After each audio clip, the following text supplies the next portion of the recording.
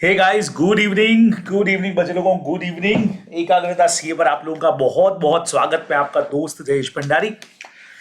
और बच्चों, आप लोग जानते हो यार, जैसे इन दिनों में ऑडिट की जो हम लोग स्टडी कर रहे हैं यार, उसमें हम कुछ छोटे छोटे पॉइंट्स जो हैं उनके ऊपर अपनी बात कर रहे हैं, है ना। छोटे छोटे वीडियोस के ऊपर जहां कुछ इंपॉर्टेंट वाले बढ़िया टॉपिक हम लोग डिस्कस कर रहे हैं। जैसे कल के सेशन में हम लोगों ने डिस्कस किया था कि इंडिपेंडेंसी का और ऑडिट का आपस में क्या रिलेशन है। ऐसे ही बच्चे लोगों, आज हम लोग बात करने वाले हैं कि यार एक बहुत बढ़िया वर्ड आपके चैप्टर 1 में जो कवर होता है, जिसका नाम है एश्योरेंस एंगेजमेंट। तो एग्जैक्टली एश्योरेंस एंगेजमेंट क्या होता है, क्या इसके टाइप्स हैं, उन सब पर आज के सेशन में हम लोग बात करने वाले हैं बहुत बढ़िया तरीके से। तो बढ़िया तरीके से बच्चों समझिएगा, और हमारी क्लासेस लेने के लिए आप विजिट करके देखिए। कहां विजिट करेंगे? www.adda247.com पर, या कॉल कर सकते हैं 9754455663 पर। बराबर से चलिए जी, तो शुरू करते हैं भाई आज का काम। बच्चों, एश्योरेंस एंगेजमेंट क्या है? देखो, आप लोग जानते हो कि यार अपना ऑडिट में हमारा काम ही ऑडिटर का यही रहेगा कि एश्योरेंस ऑब्टेन करना है और देन अपने यूजर्स को प्रोवाइड भी करना है। तो एश्योरेंस एंगेजमेंट का मतलब हो गया एन एंगेजमेंट। एंगेजमेंट बोले तो एग्रीमेंट टाइप आप बोल सकते हैं, इन विच अ प्रैक्टिशनर से यहां पे हमारा मतलब चार्टर्ड अकाउंटेंट से हो गया, बराबर से express a conclusion design to enhance the degree of confidence of the intend user other than responsible party about the outcome of the evaluation or measurement or a subject matter against criteria। सर ये बोलना क्या चाह रहा है? देखो, simple simple it means practitioner एक ऐसी ओपिनियन देगा about specific information due to which user of information are able to make confident decision, ठीक है, and knowing well that chance of information being incorrect is diminished. यानी यहां पे हमारा जो प्रैक्टिशनर है, यानी कि हमारा जो चार्टर्ड अकाउंटेंट है, वो प्रोवाइड करेगा अपनी ओपिनियन। किसको देगा बच्चों? ओपिनियन यूजर्स को देगा, बराबर, जिससे वो अपना डिसीजन मेकिंग कर सके और उनका कॉन्फिडेंस जो है वो एनहांस हो सके। इसी चीज को हम लोग बोलते हैं बच्चों बेसिकली एश्योरेंस एंगेजमेंट। यानी ऐसा कोई काम हम कर रहे हैं, ठीक है, ऐसा कोई एंगेजमेंट हमारा है जिसके थ्रू हम किसी इंफॉर्मेशन के बारे में एक ओपिनियन दे पा रहे हैं अपने यूजर को, जिससे इनकरेक्ट होने के चांसेस उसके बहुत कम हो जाएंगे कि यार वो इंफॉर्मेशन इनकरेक्ट होगी, और उससे हमारे जो यूजर है उसका कॉन्फिडेंस बढ़ेगा। उसको हम लोग बोलते हैं बच्चे लोगों एश्योरेंस एंगेजमेंट, ठीक है, सिंपल सी बात है। अब एश्योरेंस एंगेजमेंट हमारा जो है उसके कुछ पार्ट है, कुछ एलिमेंट्स है। पहला एलिमेंट बच्चों बोलता है कि एक 3 पार्टी रिलेशनशिप है। जैसा आपको भी मैंने कहा भी था कि नंबर 1 पे कौन आ गया? हमारा प्रैक्टिशनर आ गया, यानी कि हमारा चार्टर्ड अकाउंटेंट आ गया, बराबर से। और जिसका काम ही यही है कि जो क्या करेगा बच्चे लोगों, यहाँ पे एक ओपिनियन जो है फाइनेंशियल इंफॉर्मेशन के बेसिस पे प्रोवाइड करेगा, ठीक है। रेस्पॉन्सिबल पार्टी वो है जिसने उस इंफॉर्मेशन को प्रिपेयर किया बच्चे लोगों, यानी कि ये पार्टी जो रेस्पॉन्सिबल है वो है हमारा मैनेजमेंट या हमारी एंटिटी जिसने वो इंफॉर्मेशन तैयार की है, जिसको चेक करके प्रैक्टिशनर अपनी ओपिनियन दे रहा है। और तीसरे नंबर पे कौन है भाई? हमारे इंटेंड यूजर्स है, यानी कि वो लोग, बराबर से, फॉर हुम N assurance report is prepared, है ना। मतलब ये वो लोग हैं भाई जिनके लिए ये रिपोर्ट बनाई गई है। 20% में use the report in making decision, जो अपने डिसीजन मेकिंग के अंदर उस इंफॉर्मेशन का इस्तेमाल करेंगे, हमारे ओपिनियन का, वो हमारे हो गए इंटेंड यूजर्स, ठीक है। तो एक बढ़िया क्वेश्चन एग्जाम में कई बार इसी पे बच जाता है कि N assurance engagement involve a 3 party relationship. Discuss करना है आपको meaning of 3 party in such an engagement. ये सिंपल चीज अपने को ध्यान में रखना है। तो पहला पॉइंट है 3 पार्टी रिलेशनशिप है। सेकेंड नंबर आता है बच्चों इसमें appropriate subject matter. It refer to the information, मतलब सब्जेक्ट मैटर का मतलब वो इंफॉर्मेशन जो हमारा यूजर चेक करेगा, है ना। जैसे फॉर एग्जांपल फाइनेंशियल इंफॉर्मेशन, जो फाइनेंशियल स्टेटमेंट में एसेट, लायबिलिटी, सैलरी वैलरी जो दे रखी है, वो ज्यादा सब्जेक्ट मैटर हो गया। सुटेबल क्राइटेरिया का मतलब ये देखना कि भाई बेंचमार्क्स क्या होंगे, वो इंफॉर्मेशन जो है वो लॉ के हिसाब से, रूल्स एंड रेगुलेशन या स्टैंडर्ड के हिसाब से कितनी प्रॉपर है। ऑडिटर को यहां पे सफिशिएंट एंड एप्रोप्रिएट एविडेंसेस लेने पड़ेंगे हर चीज के। आप लोग जानते हो सफिशिएंट का मतलब है क्वांटिटी वाइज, एक ही चीज के लिए कितना एविडेंसेस आप ले रहे हो, और क्वालिटी वाइज का मतलब ये हो गया कि कितना एप्रोप्रिएट है चीज, मतलब कितनी क्वालिटेटिव है। जैसे ऑरल और रिटर्न है तो रिटर्न वाला ज्यादा एप्रोप्रिएट माना जाएगा बच्चे लोगों को। तो ये चीज अपने को मेनली ध्यान में रखनी चाहिए, ठीक है, सिंपल सी बात है। Now return assurance report in appropriate form, और जो भी इसमें रिपोर्ट बनेगी वो बट ऑब्वियसली उसका एक फॉर्मेट फिक्स होगा, उसके अंदर बच्चों ही बनने वाली है। तो ये तो हमने एक सिंपल सी बात की कि यार एश्योरेंस एंगेजमेंट क्या होता है और उसके एलिमेंट्स क्या होते हैं। अब बढ़िया चीज आपको बताऊं कि प्रैक्टिकली एश्योरेंस एंगेजमेंट को हम 3 पार्ट के अंदर बेसिकली कर रहे हैं डिवाइड। ठीक है, एक हमारा ऑडिट है, एक हमारा रिव्यू आने वाला है, और तीसरा नंबर क्या आने वाला है वो सरप्राइजिंग पार्ट है। अभी उसके ऊपर भी बात करेंगे कि तीसरे में हम क्या करने वाले हैं, उसका नाम क्या है, कैसे होगा। फिलहाल आपके सामने है 2 चीजें बचे लोगों, ऑडिट वर्सेस रिव्यू। दोनों बहुत मिलती जुलती इसलिए है क्योंकि चाहे ऑडिट की बात की जाए चाहे रिव्यू की बात की जाए बच्चों, दोनों ही हिस्टोरिकल इंफॉर्मेशन से कनेक्टेड है। जी आप दोनों के दोनों, इसीलिए मैंने कहा था दोनों की बात पहले करनी पड़ेगी। तो अभी आप समझें कि यार ऑडिट जो है, ऑडिट और रिव्यू की अगर बात करूं तो बच्चों को एकदम बेसिक चीज अगर मैं आपको बता दूं तो आप ऐसे समझ लो कि यार ऑडिट में हम पूरे फाइनेंशियल स्टेटमेंट के हर एक आइटम को बहुत प्रोसीजर लगा करके, डीप प्रोसीजर लगा करके चेक करते हैं और अपनी ओपिनियन देते हैं। जबकि नाम से ही पता लग रहा है रिव्यू करना है, आपको डीपली कोई इंफॉर्मेशन को चेक नहीं करना है, आपके प्रोसीजर भी उस चीज पे कम ही लगने वाले हैं बराबर से। बट ऑब्वियस है एश्योरेंस में भी उसमें लोअर लेवल का ही अपने को मिलने वाला है, तो उसको रिव्यू बोलते हैं। तो audit is a reasonable assurance engagement, जो आपको एक रीजनेबल एश्योरेंस प्रोवाइड करेगा। रिव्यू जो है वो लिमिटेड एश्योरेंस एंगेजमेंट है, इसलिए इसमें लोअर लेवल का एश्योरेंस होता है बच्चों, वहां रीजनेबल होता है, या उससे थोड़ा लोअर लेवल है। ठीक है, अब रिव्यू में जो भी प्रोसीजर होंगे वो फ्यूअर प्रोसीजर है, कम ही अप्लाई करेंगे अपन। ठीक है, और एविडेंसेस हम इकट्ठा कर लेंगे, ये अपने को ध्यान में रखना है। जबकि अपन जानते हैं ऑडिट के अंदर अपन डीपली सारे प्रोसीजर यूज करेंगे। Both audit and review are related to the financial statement prepare, दोनों का ही कनेक्शन फाइनेंशियल स्टेटमेंट जो आपने बनाया उससे है बराबर, based on the historical financial information. बढ़िया चीज है, चाहे ऑडिट बोलो चाहे रिव्यू बोलो बच्चों, दोनों का ही कनेक्शन जो है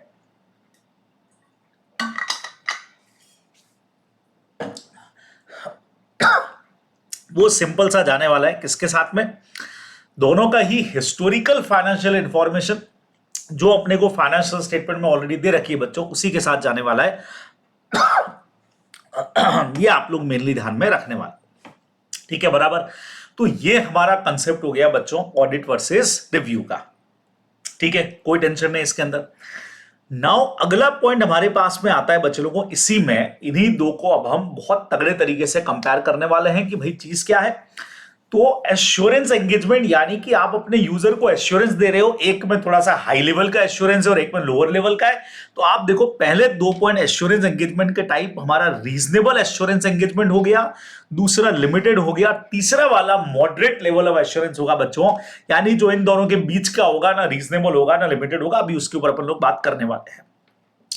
तो रीजनेबल एश्योरेंस एंगेजमेंट जिसमें अपने को हाई लेवल का एश्योरेंस मिलेगा, लिमिटेड एश्योरेंस है जहां प्रोसीजर भी कम लगाओगे तो लोअर लेवल ऑफ एश्योरेंस अपने को मिलने वाला है। मस्त बात आपको बताऊं, अभी आगे लिखा हुआ है, ये हमारा ऑडिट है बच्चे लोगों और ये हमारा रिव्यू है। ये ऑडिट है और ये रिव्यू है, बस ये आप लोग समझ लीजिए। ठीक है ना, अब देखो आगे, इसमें हम अप्लाई करते हैं बहुत एलिब्रेट और हमारे जो एक्सटेंसिव प्रोसीजर है, डिटेल प्रोसीजर है बच्चों, वो अपन यहां पे यूज करते हैं। ठीक है, जबकि इसमें हम यूज करते हैं अपने फ्यूअर प्रोसीजर, यानी कम ही प्रोसीजर इसके अंदर लगाते हैं, सारे डिटेल के अंदर हम नहीं ले जाते हैं। ये देगा रीजनेबल कंक्लूजन, ये देगा लिमिटेड कंक्लूजन बच्चों। इसको हम लोग बोलते हैं ऑडिट और इसको हम लोग बोलते हैं रिव्यू। अब एक सिंपल एग्जांपल अगर आपको दूं कि यार अगर मान लीजिए कि मैनेजमेंट को एक रिक्वायरमेंट है कि यार अब हमारे स्टॉक को चेक करके उस पर अपनी रिपोर्ट दे दो, उसको रिव्यू कर दो, तो वो फिर ऑडिट में नहीं जाएगा क्योंकि हम सारी चीजों को चेक नहीं कर रहे हैं, लिमिटेड चीज हम चेक कर रहे हैं। दिस इज कॉल्ड रिव्यू, है ना। आपको याद हो तो 129A वाला जो हमारा सेक्शन है कंपनीज एक्ट का, वो कहता है यार इनको कुछ अनलिस्टेड कंपनीज को क्या करना पड़ेगा, एक पर्टिकुलर जैसे क्वार्टरली बेस आपको अपना एक फाइनेंशियल स्टेटमेंट ऑडिट या रिव्यू करवा करके भेजना पड़ेगा आरओसी के पास में। तो ऑडिट करवाने का मतलब डिटेल प्रोसीजर लगा के चेक करोगे, और रिव्यू का मतलब हो गया कि कम ही प्रोसीजर, क्योंकि लिमिटेड है, 3 महीने का ही अपने को चेक करना है। तो हमने एक लिमिटेड ऑडिट प्रोसीजर लगा करके चीजों को चेक कर लिया बच्चे लोगों, उसको हम लोग सिंपली क्या बोलते हैं यहाँ पे, रिव्यू एंगेजमेंट के नाम से जानेंगे, आप लोग ध्यान में रखने वाले। ठीक है, अब जो तीसरा टाइप में कह रहा था बच्चे लोगों, वो हमारे पास में है अदर एश्योरेंस, जिसमें अपने को मिलने वाला है moderate level of assurance. Moderate का मतलब ना लोअर होगा ना ज्यादा हायर होगा, मॉडरेट बीच में एक लेवल हो गया। तो beside reasonable assurance and limited assurance engagement एक अनदर काइंड ऑफ एश्योरेंस और होता है बच्चों, जिसको और सबसे खास बात बच्चों, जिसका connection other than historical financial information से है, यानी जिसमें जो इंफॉर्मेशन बैलेंस शीट में ऑलरेडी दे रखी है हिस्टोरिकल, उससे इसका लेना देना नहीं है। तो सर फिर किससे लेना देना है? सच एन एश्योरेंस में relate to prospective financial information बच्चों, फ्यूचर वाली, and not to historical financial information. It में relate to providing assurance and internal control in an entity. बराबर से बच्चों समझ रहा। अब इसका लेना देना जो है वो प्रोस्पेक्टिव फाइनेंशियल इंफॉर्मेशन से है, यानी जो फ्यूचर के लिए है। अब इसमें दो चीजें बहुत इंपॉर्टेंट है बच्चे लोगों, एक फोरकास्ट और एक प्रोजेक्शन। अब दो एग्जांपल आपको मैं इसमें देता हूं कि यार अपने को किसी बैंक से लोन चाहिए, ठीक है, और बैंक कहती है सर एक काम करो, आप अपना एक प्रोजेक्ट बना करके हमको दो कि आप फ्यूचर के अंदर आपका इनकम एक्सपेंडिचर वगैरह क्या रहेगा। उसके लिए चूंकि हम नया बिजनेस स्टार्ट कर रहे हैं बच्चों, न्यू बिजनेस स्टार्ट कर रहे हैं, तो उनको एक प्रोजेक्ट चाहिए कि कहां से इनकम आएगी, कहां पे एक्सपेंडिचर होगा, आप क्या करने वाले हो, तो वो प्रोजेक्शन अपने को देना पड़ेगा बच्चों। This is called projection. एक होता है फोरकास्ट, जिसमें आप एक अनुमान लगाते हो, एस्टिमेशन लगाते हो कि फ्यूचर में क्या होने वाला है, ठीक है। आपको याद हो तो अपन ने फोरकास्ट का पॉइंट कहां पढ़ा हुआ है, अगर एक सेक्शन 8 कंपनी का रजिस्ट्रेशन आपको करवाना है बच्चे लोगों, तो आपको एक रिपोर्ट चार्टर्ड अकाउंटेंट के साथ में लगानी पड़ती है, जिसमें आप ये बताओगे कि अगले कुछ सालों में, 3 सालों में जैसे हमारी इनकम कितनी होगी और एक्सपेंडिचर कहां होगा, उसका एक आइडिया लगा करके तो एक फोरकास्ट करके बताओ कि कितना आपको इन अगले 3 सालों में आपको लगता है कि इतनी इतनी इनकम यहां से आएगी और यहां हमारा एक्सपेंडिचर होगा, वो अपने को बना के देना पड़ता है एग्जैक्टली। तो उसका लेना देना फाइनेंशियल इंफॉर्मेशन जो हिस्टोरिकल वाली है उससे है ही नहीं। दिस इज कॉल्ड प्रोस्पेक्टिव बच्चे लोगों। तो prospective financial information means financial information based on the assumptions about event that may occur in the future and possible action by the entity. It can be in form of, जैसे मैंने कहा, forecast या projection किसी भी form में हो सकती है, अपने को ध्यान में रखना है। It is to be noted that such type of assurance engagement examination is not historical. इसमें हिस्टोरिकल से तुम्हारा लेना देना ही नहीं, हम तो फ्यूचर के एस्टिमेट्स के ऊपर बात करते हैं बच्चों इसके अंदर, ये अपने को ध्यान में रखना चाहिए। Now, what is the difference between historical financial information and prospective financial information? जो अभी अपन बात दो लगातार कर रहे हैं। तो हिस्टोरिकल वो है जो कंपनी के ऑलरेडी फाइनेंशियल स्टेटमेंट में लिखी हुई है, जिसका कनेक्शन पास्ट पीरियड से है, वो हिस्टोरिकल है। प्रोस्पेक्टिव जो एजम्पशंस के ऊपर बेस है, जो फ्यूचर में होने वाली है, अभी हुई नहीं है, फ्यूचर की इनकम होती है, उसको अपन प्रोस्पेक्टिव बोलते हैं। तो historical financial information is rooted in past है, जो ऑलरेडी हो चुका है, जबकि प्रोस्पेक्टिव वाला जो है हमारा वो फ्यूचर इवेंट से कनेक्टेड है, जो फ्यूचर के अंदर होने वाला है बच्चे लोगों, अभी नहीं हुआ है, उससे हमारा कनेक्शन जाएगा, ये अपने को ध्यान में रखना चाहिए। बराबर, तो सिंपल मेरे ख्याल से आपको डिफरेंस समझ में आ रहा होगा। अब देखो, in assurance report involving prospective financial information the practitioner obtained sufficient appropriate audit evidences the effect that. उसमें प्रोस्पेक्टिव में क्या चेक करना है? सबसे पहले मैनेजमेंट का जो एजम्पशन है, जो मैनेजमेंट सोच रहा है कि यार फ्यूचर में इतना हमको प्रॉफिट हो जाएगा, इतना हो जाएगा, बराबर से वो नॉट अनरीजनेबल होना चाहिए, रीजनेबल लग रहा है ना। आज सोचो कि मैनेजमेंट अभी ये सोच रहा है, फोरकास्ट हम कर रहे हैं कि इस साल हमने 5 करोड़ कमाया है, अगले साल हमारा फोरकास्ट है कि हम 5000 करोड़ कमाएंगे, तो भाई थोड़ा सा अनरियलिस्टिक लगता है। तो जो है वो रीजनेबल है, तो नॉट अनरीजनेबल हो गया। Second number, prospective financial information properly prepare किया है, लेकिन एजम्पशंस के बेस पे किया है। और तीसरा, it is properly presented and all material assumptions are adequately disclose. ये अपने को सिंपली ध्यान में रखना चाहिए, ठीक है। फ्यूचर इवेंट्स है, तो प्रोस्पेक्टिव फाइनेंशियल इंफॉर्मेशन रिलेटेड करता है बच्चों फ्यूचर इवेंट्स है। While evidence may be available to support the assumption on which the prospective financial information is based, such evidence itself generally future oriented. But obvious है कि ऐसे में आपके evidences भी future oriented होंगे। The auditor is therefore not in position to express an opinion whether the result shown in the prospective financial information will be achieved. अच्छा, हम खाली अभी का जो फ्यूचर का आपका प्रोस्पेक्शन है उसके बेस पे अपनी रिपोर्ट दे रहे हैं, तो हम ये भी नहीं कह सकते कि ये चीज जो ये कह रहे हैं वो अचीव होगी कि नहीं होगी बच्चों। ये कंफर्मेशन गारंटी तो आज के डेट में कौन ले सकता है भाई साहब? गारंटी को ले सकता है क्या? ठीक है, अभी एक रिश्तेदार मिले भाई हमको, रिश्तेदार ने बोला सर बेटा बड़ा हो गया, उसकी शादी करनी है। ओके साहब, बताओ लड़की वड़की बताओ, ठीक है, लड़का बताओ, ऐसा होता है ना जैसे आप लोग सुनते हो। अब वो कह रहे हैं सर आप जो भी लड़का है लड़की बताओ, ऐसे में वो क्या बोलते हैं रिश्तेदार, यार गारंटी ले सकते हो क्या आप जो बता रहे हो, जो लड़की आपने बताई हमारे लड़के के लिए या हमारी लड़की के लिए जो लड़का बताया, भाई क्या आप उसकी गारंटी ले सकते हो? यार अब हो नहीं रही है सर, बहुत टाइम से शादी की कोशिश कर रहे हैं कि भाई बहन की शादी हो जाए, क्यों क्यों नहीं हो पा रही है? यार जो रिश्तेदार बता रहा है वो गारंटी नहीं लेता है। अरे भाई तो गारंटी कौन लेगा, किसकी लेगा? आज गारंटी ले ले भाई, ये लड़का बढ़िया रहेगा आपकी बेटी के लिए, जबरदस्ती नहीं है कि ऐसा रही, लड़की बढ़िया रहेगी आपके घर के लिए, जरूरी नहीं है कि रहे। तो भाई साहब गारंटी लेता कौन है ना? तो कपड़े की दुकान वाले भी लिखते हैं बच्चे लोगों को, फैशन की दुनिया में वारंटी की इच्छा ना करे, सॉरी गारंटी की इच्छा ना करे, तो वो भी गारंटी लेने को तैयार नहीं है कि भैया फैशन की दुनिया है।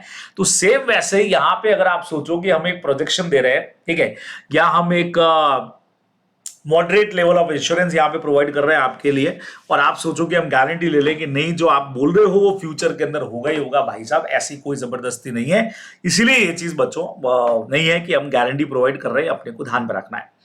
Therefore, in such assurance engagement, practitioner provide a report assuring that nothing has come practitioner attention to suggest that these assumptions do not provide a reasonable basis for projection। भाई सीधा है कि मैं अपनी तरफ से जो आपको लग रहा है वो हमने एक एस्टिमेट बना करके दे दिया है, बराबर। सच टाइप ऑफ एश्योरेंस एंगेजमेंट जो है वो सिर्फ मॉडरेट लेवल बच्चों, न तो एकदम लोअर पे चले गए, न एकदम रीजनेबल वाला दे दिया, दिस इज कॉल्ड मॉडरेट। ये आपको ध्यान में रखना चाहिए। क्वेश्चन क्या बना देखो, assurance engagement are not restricted to audit, कि हाँ भाई एश्योरेंस एंगेजमेंट का मतलब सिर्फ ऑडिट से नहीं होता है, समझिएगा। एश्योरेंस एंगेजमेंट का लेना देना बच्चे लोगों को सिर्फ ऑडिट के साथ में नहीं है। एश्योरेंस एंगेजमेंट जो है उसके अंदर हमारा रिव्यू और साथ में हमारा जो प्रोस्पेक्टिव फाइनेंशियल वाला जो था वो भी इसके अंदर इंक्लूड रहेगा। ये अपने को मेनली ध्यान में रखना चाहिए, ठीक है, बराबर क्लियर है बच्चों। अच्छा इसी का एक पार्ट और है एंगेजमेंट स्टैंडर्ड, उसको भी देखते चलो भाई, क्योंकि इसी के साथ पढ़ने का है तो मजा आएगा आपको कि हाँ भाई सर हमने एंगेजमेंट स्टैंडर्ड पढ़े, अभी एश्योरेंस एंगेजमेंट हमने 3 तरह के पढ़े। जैसे एक तो हमारा ऑडिट होता है, तो ऑडिट के लिए बच्चे लोगों आईसीए ने इन तीनों ही स्ट्रीम जो ऊपर अपन ने पढ़ी, तो आईसीए ने इसके लिए कुछ ना कुछ गाइडलाइंस जो है वो अपने लिए निकाल रखी है, दे आर कॉल्ड स्टैंडर्ड्स, ठीक है। तो ऑडिट के लिए हमारे पास में स्टैंडर्ड ऑन ऑडिटिंग है जो हमारे इंटर के कोर्स में भी होता है, ठीक है। एक हमारा रिव्यू अगर करना है तो स्टैंडर्ड ऑन रिव्यू एंगेजमेंट, ये एसआरई जिसको बोलते हैं, बराबर। तीसरे नंबर पे हमारे पास में आता है स्टैंडर्ड ऑन एश्योरेंस एंगेजमेंट, ये वो है जिसमें मॉडरेट लेवल ऑफ एश्योरेंस मिलता है बच्चे लोगों, जो ऑडिट और रिव्यू के अलावा जिस पे अपन लोग बात कर रहे थे मॉडरेट लेवल वाला, वो ये है हमारा। उसके अलावा ऑडिटर कई बार चार्टेड अकाउंटेंट कई सारी रेटेड सर्विसेज भी प्रोवाइड करता है, तो स्टैंडर्ड ऑन रेटेड सर्विसेज बच्चों इसके अंदर हमारा कवर हो जाएगा। कई सारी तरह की सर्विसेज वो प्रोवाइड करता है, ये अपने को इसमें ध्यान में रखना चाहिए, बराबर। सिंपल सी बात हो गई हमारी, कोई टेंशन नहीं है इसमें। The purpose of issue of these standard is to establish high quality of standard, क्योंकि बट ऑब्वियस है। अच्छा हमने कहा सर रेटेड सर्विसेज कैसी, भाई आपके लिए टैक्स का रिटर्न भी करेगा, अगर ऑडिटर की बात नहीं हो रही है बच्चों, मैं बात कर रहा हूँ चार्टेड अकाउंटेंट की, तो जरूरी नहीं है वो आपके लिए ऑडिट करे या रिव्यू करे, हो सकता है वो आपके लिए टैक्सेशन का काम कर दे, फाइनेंस का कोई काम कर दे, फाइनेंशियल स्टेटमेंट का या फाइनेंशियल सिस्टम का प्लानिंग कैसे करना है, डिजाइनिंग कैसे करना है, ये सारे काम आपको करके दे दे तो कर सकता है, तो जबरदस्ती नहीं कि वो यही करेगा, है ना। तो इसीलिए बच्चों ये सब इसमें 4 तरह के स्टैंडर्ड्स हमारे पास में अवेलेबल है, इनको फॉलो करके उसकी सर्विसेज जो है वो हाई क्वालिटी सर्विस हो जाएगी, अपने को ध्यान में रखना है, सिंपल सी बात है, ठीक है। चलिए चारों में फटाफट से बात करेंगे बच्चे लोगों। सबसे पहले आया भैया स्टैंडर्ड ऑन ऑडिटिंग क्या होता है, तो हमने कहा स्टैंडर्ड ऑन ऑडिटिंग अप्लाई होता है ऑडिट पर, सिंपल है। इसका कनेक्शन बच्चों हिस्टोरिकल फाइनेंशियल इंफॉर्मेशन पे है। ये स्टैंडर्ड्स जो हैं वो एक बेंचमार्क प्रोवाइड करते हैं, हाई क्वालिटी बेंचमार्क, या तुमको इस तरीके से ऑडिट करनी चाहिए जिससे हमारा ओपिनियन जो है वो बहुत परफेक्ट निकल करके आ सके बच्चे लोगों, ये अपने को ध्यान में रखना, ठीक है। और इसमें ऑडिट में फाइनेंशियल स्टेटमेंट से रिलेटेड सारे एस्पेक्ट कवर होते हैं, और कुछ एग्जाम्पल से, इसके एग्जाम्पल तो बढ़िया जो हमारे इंटर के कोर्स में ही है। 200 हमारा हो गया ऐसे overall objective of the independent auditor and conduct of an audit according with ऐसे, जो हमारा नाम जिसका सबसे बड़ा है लेकिन सबसे मेन ऐसे है। 230 डॉक्यूमेंटेशन हो गया, 210 ले सकते थे agreeing in the terms of audit engagement, 315 हमारा हो गया, 500 ऑडिट एविडेंसेस का है, 501 505 खूब आप पढ़ते हैं, 700 जो हमारा फॉर्मिंग ओपिनियन वाला है। तो ये सारे हमारे कुछ एग्जांपल्स अपन लिए ऐसे इसके, जो अपने को ध्यान में रखना, these are called standard on auditing. चलिए एक आता है बच्चों standard on review engagement. Standard on review engagement apply in the context of review of financial statement। इसमें रिव्यू करते हैं। Review is a limited assurance engagement, और ये प्रोवाइड करता है assurance which is lower that provided by the audit. बच्चों सुनना, बराबर से अभी अपन ने पढ़ा ही था भाई, रिव्यू के अंदर ऑडिट के कंपैरिजन में लिमिटेड एश्योरेंस है, फ्यूअर प्रोसीजर इसके अंदर यूज करोगे, बराबर। When an auditor perform review of interim financial information, जो भी मैं आपको कह ही रहा था, ठीक है। अब इसके स्टैंडर्ड्स क्या क्या हो सकता है वो चेक करते हैं बच्चों।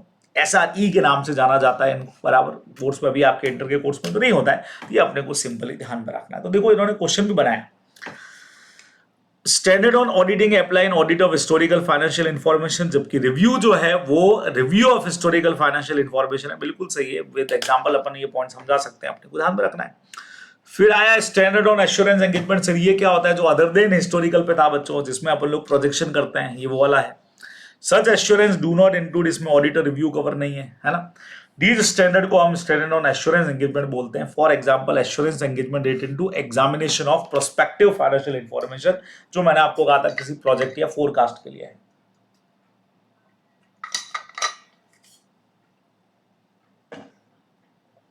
इन such type of assurance engagement हम हिस्टोरिकल का कोई किसी तरह का कोई एग्जामिनेशन नहीं करते हैं इसमें, बट ऑब्वियस है फ्यूचर के लिए कई बार नॉन फाइनेंशियल मैटर जैसे designing operation of internal control वगैरह के लिए प्रोवाइड होता है बच्चों। तो ये इसके एग्जांपल्स है।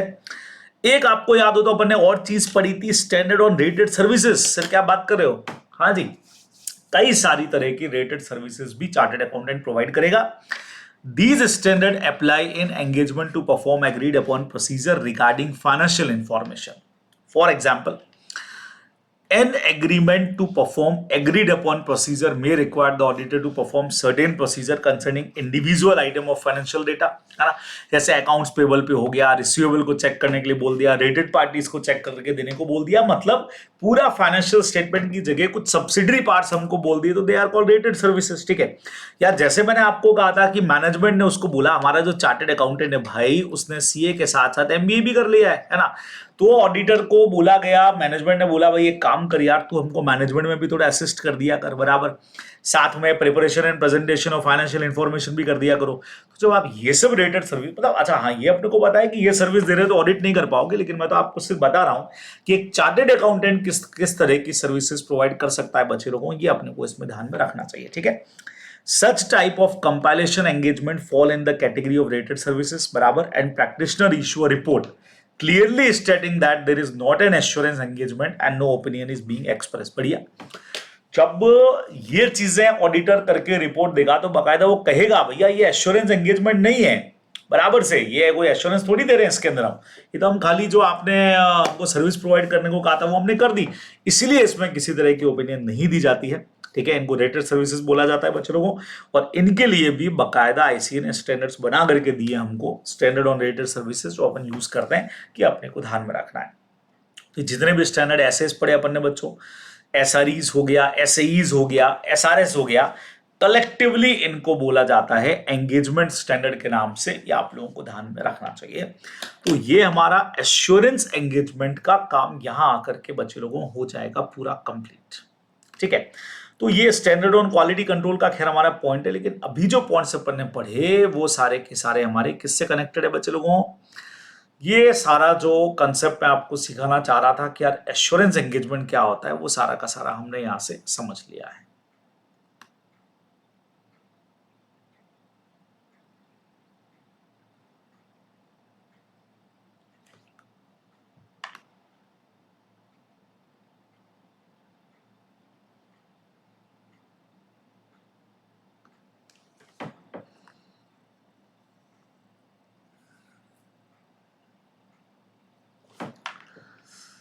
हाँ जी, ये तो हमारा इनहेरेंट लिमिटेशन वाला कंसेप्ट हो गया, ये अपन अलग से लेंगे।